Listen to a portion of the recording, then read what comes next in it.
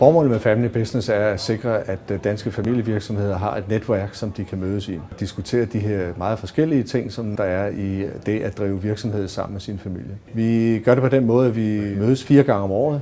De 2 er medlemsmøder, de 2 er seminarer. Medlemsmøderne er for members only, og det vil sige, at det er meget fortrolige møder, hvor vi diskuterer alt mellem himmel og jord. Der er ikke noget, der er for småt, ikke noget, der er for stort.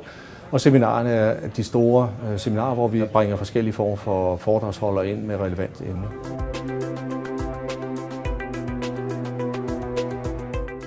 Nextoration er en separat samling af Family Business Danmarks fælles medlemmer eller samlede medlemmer. Det er en del af foreningen, som endnu ikke har generationsskiftet. Og som Next Generation medlem får man et solidt netværk, mulighed for erfaringsudveksle og spare med andre næste generationsmedlemmer.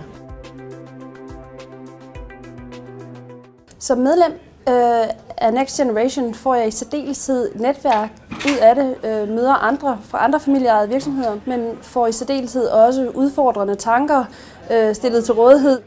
Jeg er ganske nyt medlem. Jeg har været til 2 møder, og hvad fik jeg med der?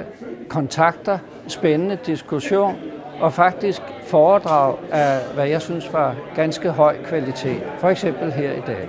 Jeg er 4. generation i en familievirksomhed, og min far er med i bestyrelsen, og jeg synes, det er oplagt at deltage i det her forum, hvor vi diskuterer alle mulige former for udfordringer, som vi har i familieejede virksomheder, både i forhold til familie og i forhold til virksomheden. Og det, man erfarer, det er jo, at vi står alle sammen med de samme former for udfordringer, og så er det oplagt at diskutere det med andre, der er i samme situation som mig. Og det synes jeg får rigtig stor udbytte ud af, og er rigtig glad for.